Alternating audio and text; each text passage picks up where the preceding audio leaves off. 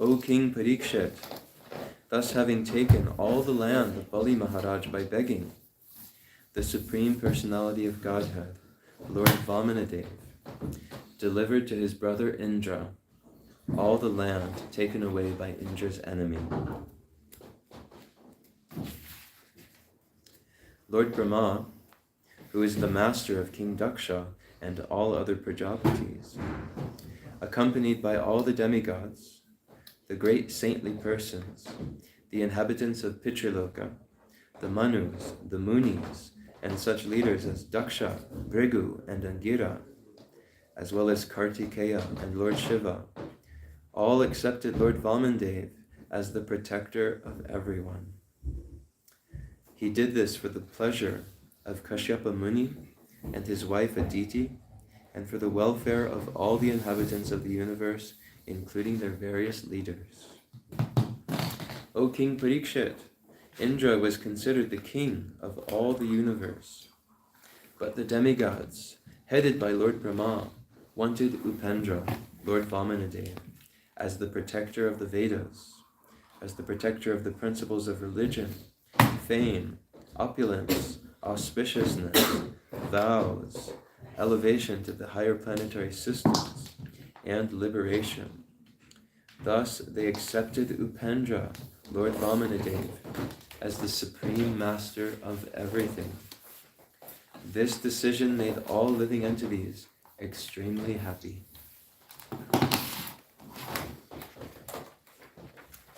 Thereafter, along with all the leaders of the heavenly planets, Indra, the king of heaven, placed Lord Vamanadev before him, and with the approval of Lord Brahma, brought him to the heavenly planet in a celestial airplane. Indra, king of heaven, being protected by the arms of Vamanadev, the Supreme Personality of Godhead, thus regained his rule of the three worlds, and was reinstated in his own position, supremely opulent, fearless, and fully satisfied. Lord Brahma, Lord Shiva, Lord Kartikeya, the great sage Bhrigu, other saintly persons, the inhabitants of Pitraloka, and all other living entities present, including the inhabitants of Siddhaloka, and living entities who travel in outer space by airplane, all glorified the uncommon activities of Lord Vamanadev.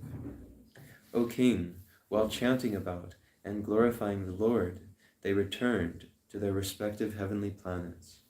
They also praised the position of Aditi.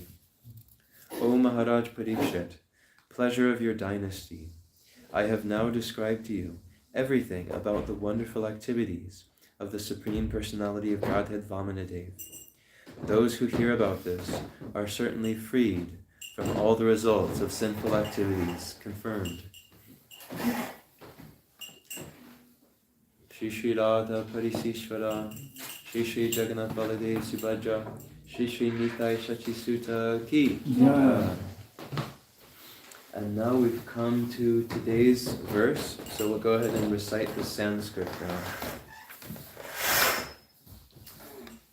Sorry. No problem. Okay. Param mahimna uruvikramato grinano. Param mahimna uruvikramato grinano. Ya parthivani vimame sarajam simartyaha. Ya parthivani vimame sarajam simartya. Kim jayamana utajata upaiti martya. Kim jayamana utajata upaiti martya. Ityaha mantra drigrishi purushasya yasya. Ityaha mantra drigrishi purushasya yasya. Param mahimna uruvikramato grinano. Param mahimna uruvikramato grinano. Yah parthivani vimame sarajam simrit martyaha. Yah parthivani vimame sarajam simartya.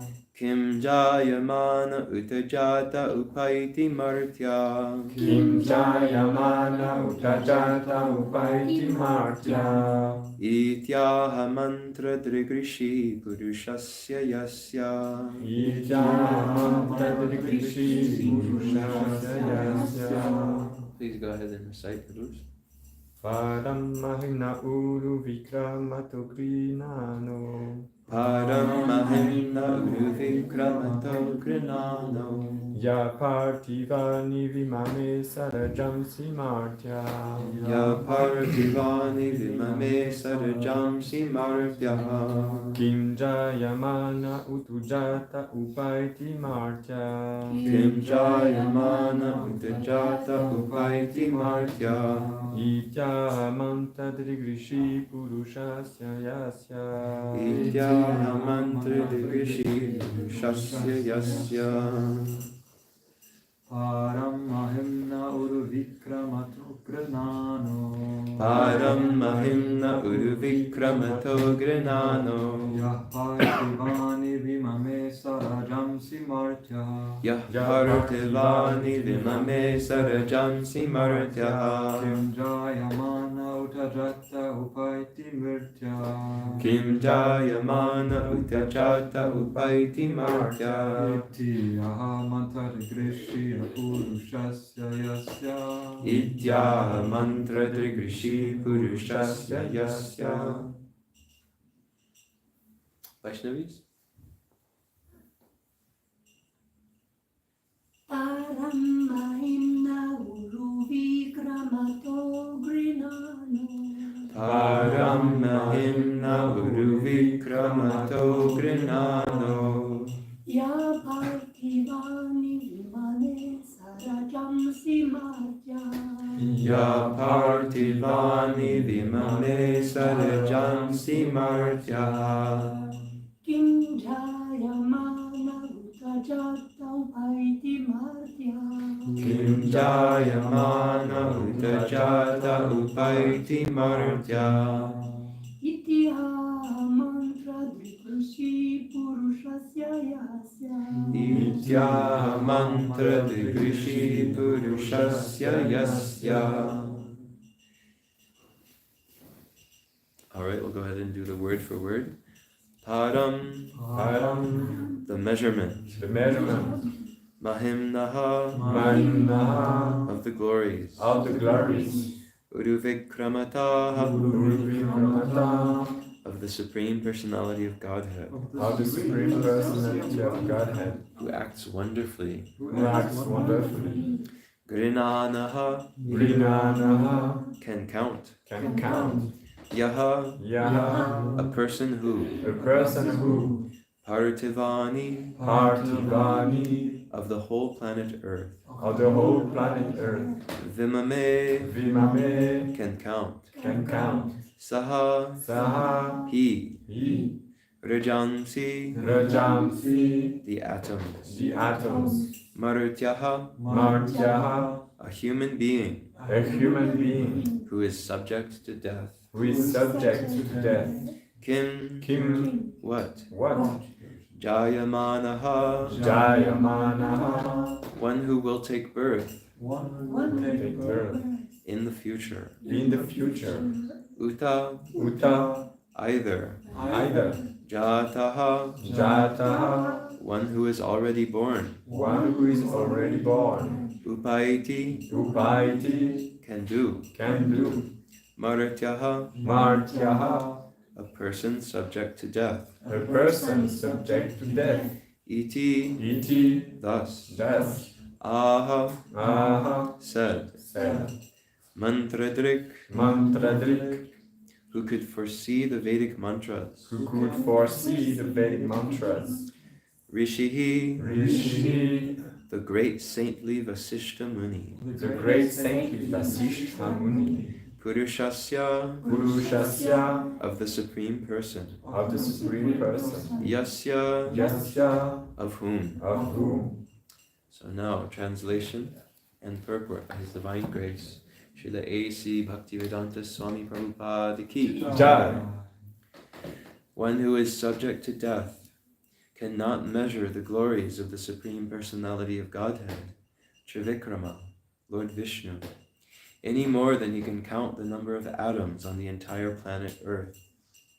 No one, whether born already or destined to take birth, is able to do this. This has been sung by the great sage Vasishtha. Purport. Vasishtha Muni has given a mantra about Lord Vishnu. Nate Vishnor Jayamano Najato Mahimnaha Paramanantamapa. No one can estimate the extent of the uncommonly glorious activities of Lord Vishnu. Unfortunately, there are so-called scientists who are subject to death at every moment, but are trying to understand by speculation the wonderful creation of the cosmos. This is a foolish attempt. Long, long ago, Vasishtha Muni said that no one in the past could measure the glories of the Lord, and that no one can do so in the future. One must simply be satisfied with seeing the glorious activities of the Supreme Lord's creation. The Lord therefore says in Bhagavad Gita 10:42, Vishtabhyaham idam kritsnam ekam shena stito jagat. With a single fragment of myself, I pervade and support this entire universe. The material world consists of innumerable universes, each one full of innumerable planets, which are all considered to be products of the Supreme Personality of Godhead's material energy. Yet this is only 1/4 of God's creation. The other 3/4 of creation constitute the spiritual world. Among the innumerable planets in only one universe, the so-called scientists cannot understand even the moon and Mars, but they try to defy the creation of the Supreme Lord and his uncommon energy. Such men have been described as crazy. Nunam pramatta kurute vikarma, from Bhagavatam, Canto 5, Chapter 5, Verse 4. Such crazy men unnecessarily waste time, energy, and money in attempting to defy the glorious activities of Urukrama, the Supreme Personality of Godhead. So is 9 o'clock the ending time for class? Yeah, we usually try to finish a bit before this Okay. marathon period. Maharaj back then said 8:50, but it's true that devotees usually go over and finish Okay. 9, including questions. Okay, including questions. Okay, so I'll just do a abbreviated invocation instead of the full thing, just so that we can save a little bit of time. Vancha kalpatarubhyascha kripa sindhubhya eva cha patitanam pavanebhyo vaishnavebhyo namo namaha. Om Jnana Timirandasya Jnananjana Shalakaya Chakshurunmilitam Yena Tasmai Shri Gurave Namaha. Namo Vishnu Padaya Krishna Prashtaya Bhutale Srimate Bhakti Vedanta Swaminiti Namine. Namaste Saraswati Deve Gauravani Pracharine Nirvishesa Shunyavadi Paschatya Deshatarine. Jaya Shri Krishna Chaitanya Prabhu Nityananda Shri Advaita Gadadhara Shri Vasadi Gaura Bhakta Vrinda. Hare Krishna Krishna Krishna Hare Hare Hare Rama Rama Rama Hare Hare.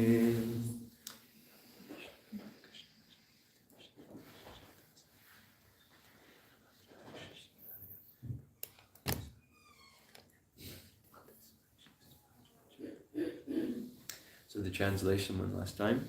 One who is subject to death cannot measure the glories of the Supreme Personality of Godhead, Trivikrama, Lord Vishnu, any more than he can count the number of the atoms on the entire planet Earth. No one, whether born already or destined to take birth, is able to do this. This has been sung by the great sage Vasishtha. When I read this verse to prepare for the class, immediately the first thing that came into my head is Srila Prabhupada is going to obliterate the material scientists in the purport. Because, this is one of those verses that's really a setup for that. Because you could challenge, in the modern day world, basically the scientists are viewed as sort of like the great thinkers and knowers of society. In Bhagavad Gita, Krishna says that whatever great men do, the common people will follow. And so whoever is viewed as great in society, or as belonging to a group of very intelligent, sort of the society's topmost intelligent thinkers, basically whatever they say, people will accept and follow that. Yet here there's a challenge actually, given straight from the Srimad Bhagavatam to such maybe so-called great thinkers in society, great men and women of knowledge. The challenge is launched to them that could you count the number of atoms that are present on this planet Earth? You have so much knowledge, you claim to have basically the whole universe figured out. But before we start talking about the universe as a whole, let's just talk about this planet, and let's try to get an atom count first, could we?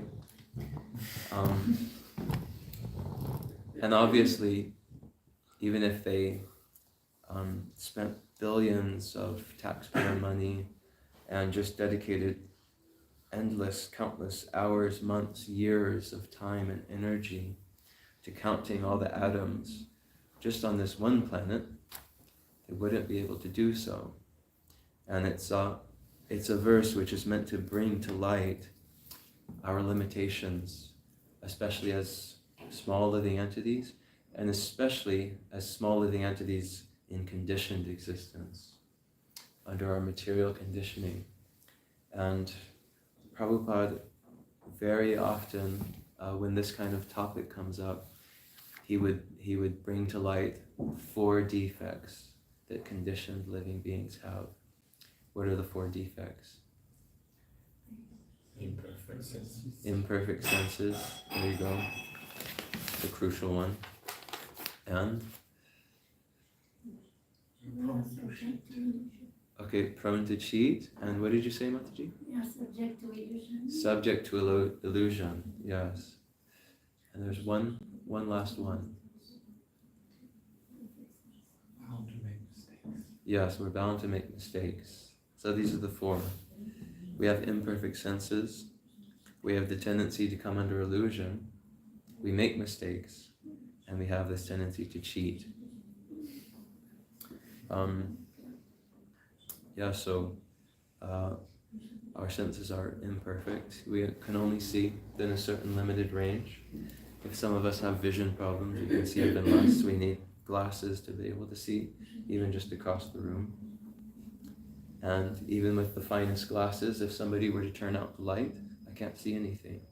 And there are some living entities who can see in the dark, cats, other kinds of nocturnal animals. So even they have that ability, but I as a human being don't have that. And we also have this tendency to come under illusion. That's a very prominent one. And sometimes it comes directly from having imperfect senses. Sometimes I walk down the stairs and I think I've already gotten to the bottom of the stairs when I'm on the last step. There's actually one more step. So I confidently step forward, like I'm going to walk forward, and then my foot goes down, like, oh. So actually, somehow I misperceived the stairs. And then what happened is I came under the illusion of thinking, there's no more steps, I'm on the ground now. And then I made a mistake because of having calculated wrongly. And then, sort of the cherry on the cake is the fact that we have this tendency to cheat. So in spite of the fact that we have so many limitations, and we know that we have so many limitations, we still present ourselves as being capable of putting forward, perfect conclusions. Like, don't worry, I've considered all possible biases that may have been in my calculations. Don't worry, I'm presenting the truth faithfully.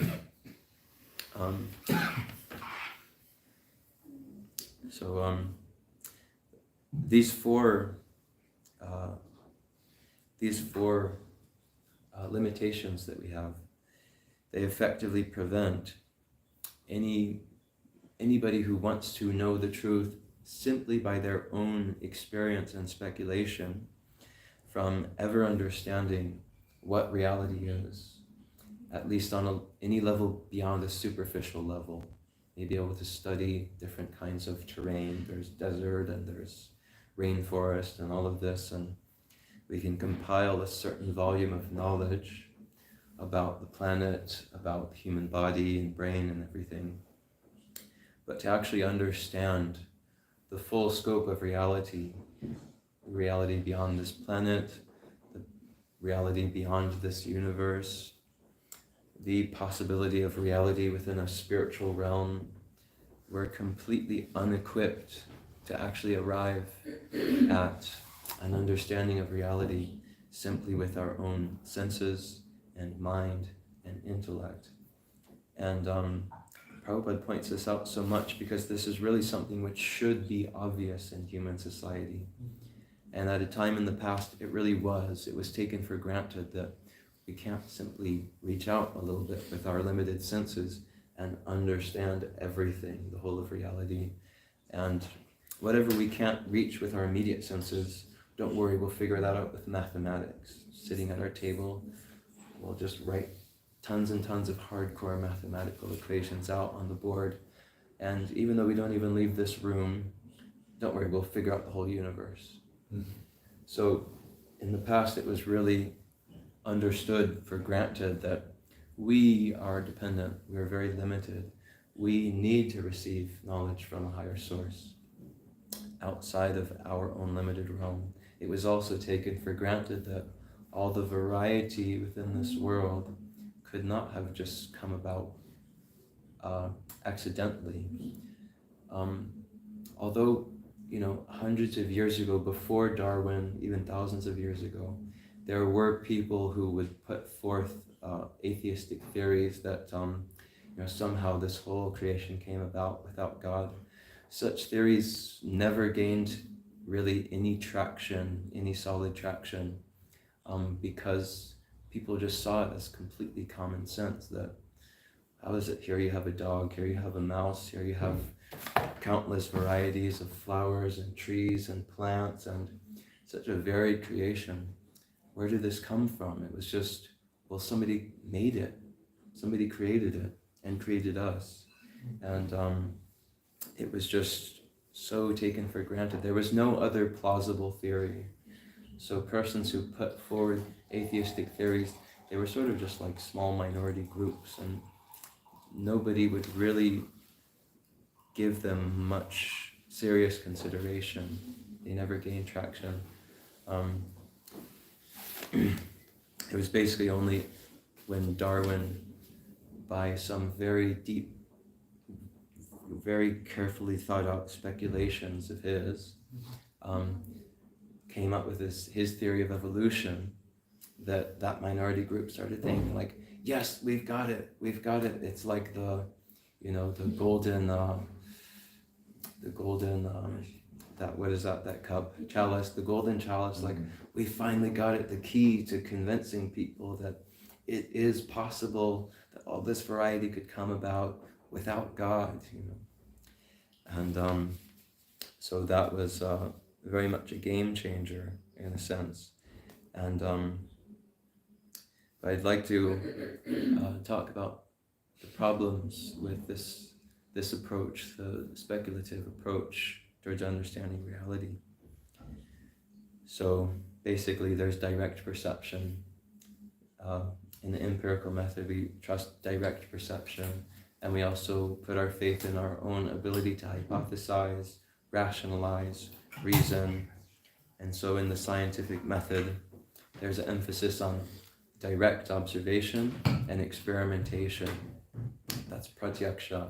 We directly touch the things, see what they do when we touch them. We observe them in their natural environment. And then after we've observed a little bit, then we hypothesize about what the results mean. That's called anuman, hypothesis and reasoning. And then we come up with a new hypothesis based on what we observed.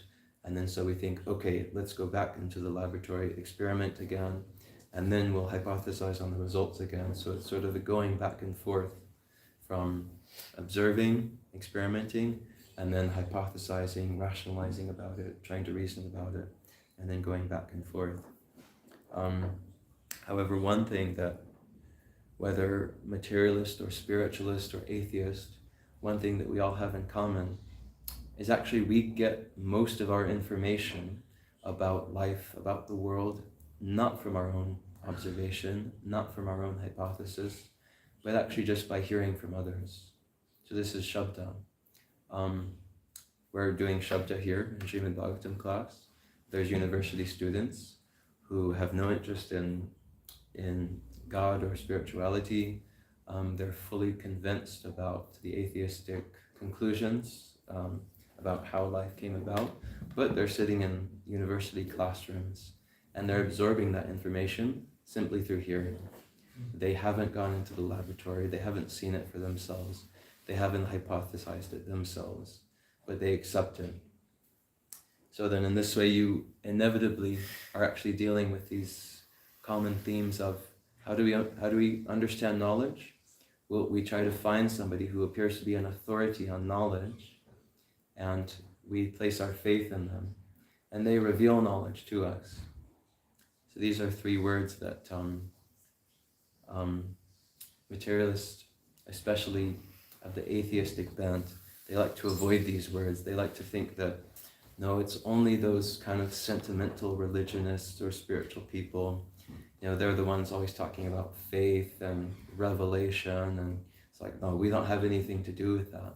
But actually, they have to go through the same process. They have to put their faith in somebody who's an authority, a professor, great scientist who's just written an article in, Science magazine, and they don't actually even know who these people are specifically. They haven't put them through a vetting process to make sure that they're real scientists who really did something in a laboratory. But on the principle of faith, they accept him as an authority. And because they accept him as an authority, then whatever comes out of that person's mouth is considered revelation. It's considered that it's actually revealing something real about the world. And in this way, we build our schema of life. We build our understanding of what life is like. So please forgive me if I'm going really fast. I wasn't expecting to speak in such a short amount of time. It's okay. So yeah. You can take a few more minutes if you need, just giving the time frame, don't rush. Okay, yes. Okay. At most I'll go 5 minutes over. Don't worry. So basically the whole gist of this verse and purport is that materialistic scientists and speculators are genuinely very puffed up to think that in spite of my limitations, with my tiny senses and my tiny abilities to reason, I will come to understand everything just from here on this one little corner of planet Earth.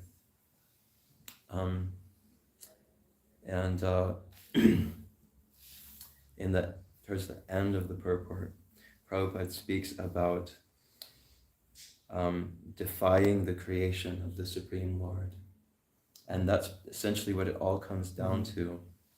The reason they invest so much in the modern scientific method and in trying to explain everything through mechanistic processes alone is because basically, at the end of the day, it comes down to, in conditioned life, we make our logic according to our wants.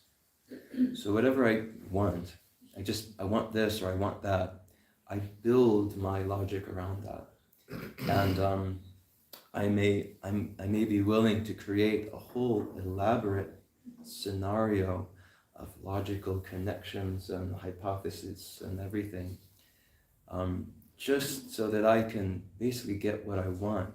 That's actually the starting place. If it would be true, unbiased science, then actually you would just be like, whatever the scientific results say, that's what we'll accept, you know. Whatever is most sound in terms of approaching truth, whatever seems most sound in terms of approaching truth, I'll accept that. I don't care what the conclusion is, because my dedication is just to truth. So whatever the truth ends up being, that's what I'll do. But in reality, we're moved by countless desires in material life. The moods of material nature are moving us, and the mind is at every moment proposing countless material desires. And basically, we just want to create an environment that is best for pursuing those desires in material existence. This is what we want. And so actually, truth, the conclusion, it's what we want it to be. And then we justify it however we need to.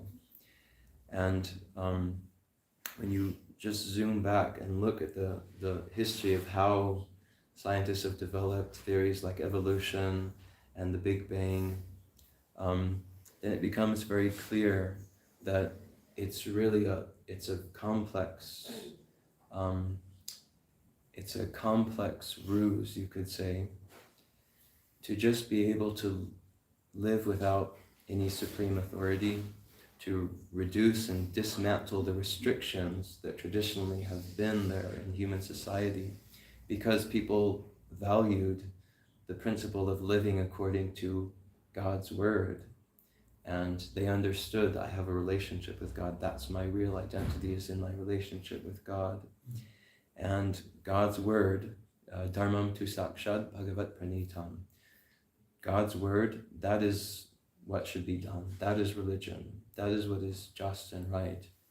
And in order to help elevate people in spiritual consciousness, there are these restrictions, there are these rules and regulations, which are meant to help us gradually move up in spiritual consciousness. But when I just want to dedicate my life fully to whatever desires my mind happens to be proposing to me at any given moment, those rules and regulations, they don't help me, they get in my way. And so the whole plan of modern science is just to dismantle those rules and regulations so that we can be as free as possible to pursue whatever we want, to build my own kingdom of God for me in whatever way that I want to.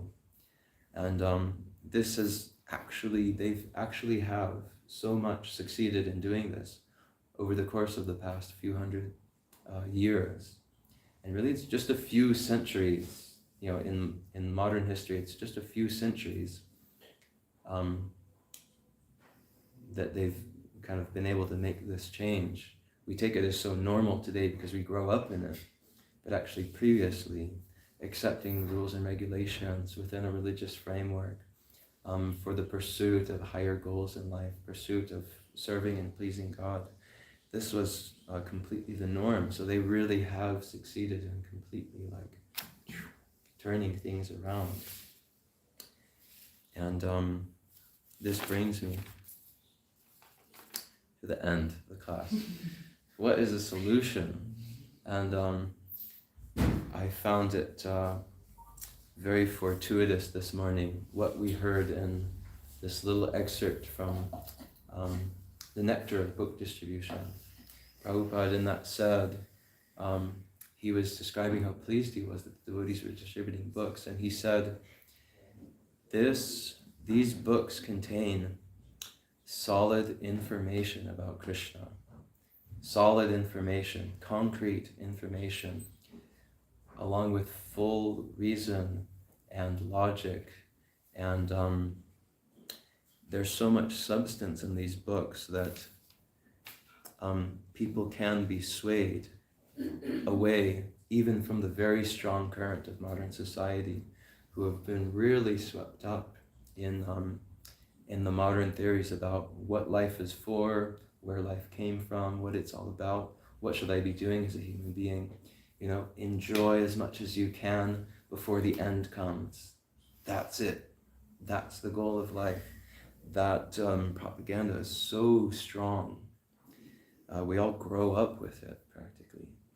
It's like, it's been ingrained in us. Yet, fortunately, the jivas are always open to suggestion because we're tatastha shakti. Tatastha means we're marginal energy. We're on the borderline. We could go one way or another. Marketers know this. So they put out billboards for Coca-Cola, say, drink Coke, it's happiness in a bottle. And then little jiva walking down the street sees that and thinks, oh, okay. And why? Because he's open to suggestion.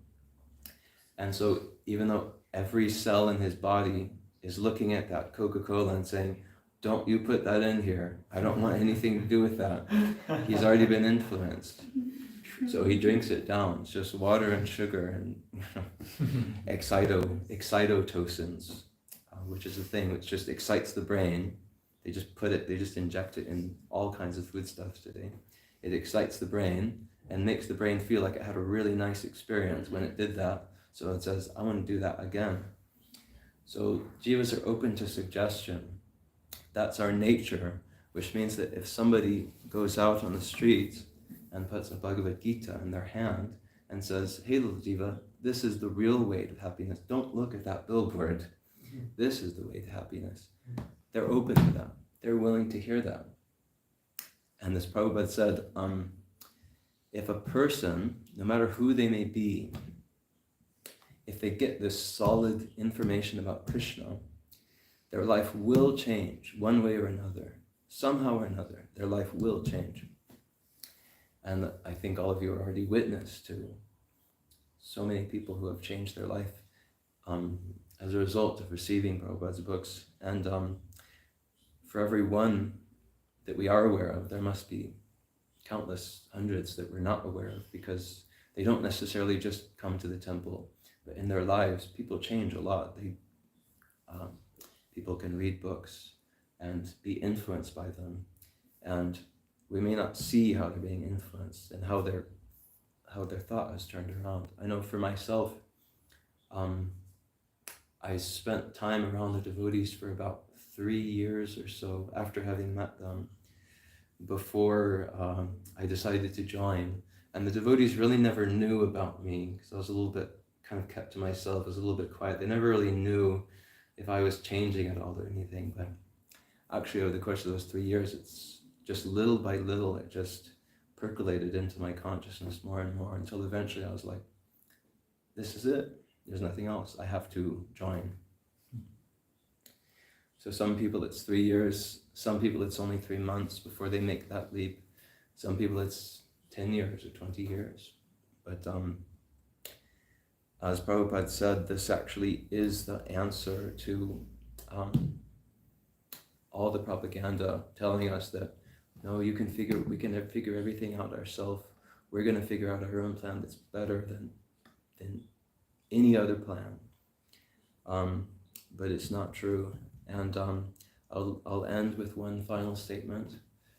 I was reading how Yogeshwara Prabhu in the 70s, 60s or 70s, he was in France, and he had just succeeded in translating, I think it was the first Krishna Conscious book of Prabhupada into the French language. And I can't remember which one it was, if it was Gita or a smaller book. But he presented it to Prabhupada for the first time. It may have even just been a little pamphlet or something. And he just presented it to Prabhupada. And as soon as Prabhupada saw it, Prabhupada replied, with just one word. He said, inundate. That's it. He just said, inundate. And Prabhupada knows that if we just inundate the world with these books, everything will be done automatically. It's happened with so many other things. It's happened with communism. It's happened with democracy. It's happened with Christianity. Mormon, we got a Book of Mormon just the other day. That's a religion that was started in the US. And I was thinking, what do French people want to practice a religion that came from America or something? But they just got the books out and it just happens automatically. So, voila. So that's the solution. Inundate, and automatically all these false ideas will be counteracted. Thank you. I'm sorry I didn't leave time for comments or questions. But why don't we go ahead and end the class? 1 minute. And then, or we could end the class, and if anybody wants to ask a question after class, then we could just talk or something. What your call, Prabhu? I will ask a question Okay. to make everyone at ease. Because it's book marathon, and you mentioned about the 4 defects that we have. I was thinking especially about one of them, the propensity to cheat others, which also can occur during the book distribution. You know, we don't sometimes present the Bhagavad Gita as it is, but rather trying to find a way to give the book somehow or other, even if we, you know, don't necessarily share about Krishna, but, you know, we share about some nice aspect they can find in, which is not the, you know, which is a derived product of the Bhagavad Gita. You see what I mean?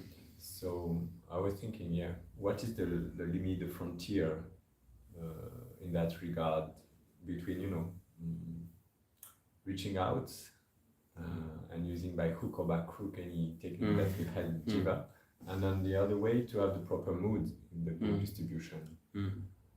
Not to fall in the trap of, okay, let's say that Bhagavad Gita is a nice martial art book, and you see what I mean? This kind of techniques. Yeah. What is the line? That's a good question. Well, I'll just give a very general answer. I know that Srila Prabhupada did want devotees to ultimately present Bhagavad Gita on its own merit. And yet at the same time, Bhagavad Gita is such an expansive work, actually, especially when you think that it's part of the Mahabharata. And actually the Mahabharata is meant to reach out to so many people who wouldn't be able to understand Vedanta, the Vedanta Sutra, who wouldn't be able to understand the Ishopanishads. It's got very interesting intrigue stories of dynasties and brothers and kingdoms and wars and everything. And so that's there actually because it's meant to reach out to pretty much anybody. If you're interested in linguistics, check out this Sanskrit. We've got the original print. This is the oldest documented language in the world. That's a fact. They may say that like there's other proto-languages that came before this or that language, but actually they don't have any, for example, Proto-Indo-European. It's said that even Sanskrit came from Proto-Indo-European according to material scientific theories. But at the end of the day, they actually don't have anything written in that language. So this is the oldest documented language. Some people read this Bhagavad Gita just because they heard it took place on a battlefield. And they're like, that's cool. I want to know what's being said on this battlefield. So although we should distribute Bhagavad Gita on its own merit, it's got many branches to its merit, you know, psychology. I mean, psychology is constant throughout the Bhagavad Gita. Always discussing the mind and how to deal with the mind. That's basically psychology, anthropology. I mean, it's practically related to so many fields. So maybe even martial arts. I suppose it would depend exactly what they're saying. So I'll just give a general answer. So there you go, I'll just leave it there. So distributing on the merit of the Gita, but that's also very vast and diverse in many ways. It's connected to practically so many different fields. Okay. What shall we do next, Prabhu? Is there any question? Srila Prabhupada ki Jai. Grantaraj Srimad Bhagavatam ki Jai. Inspiration Santatma Prabhu ki Jai. Gaura Bhakta Vrinda ki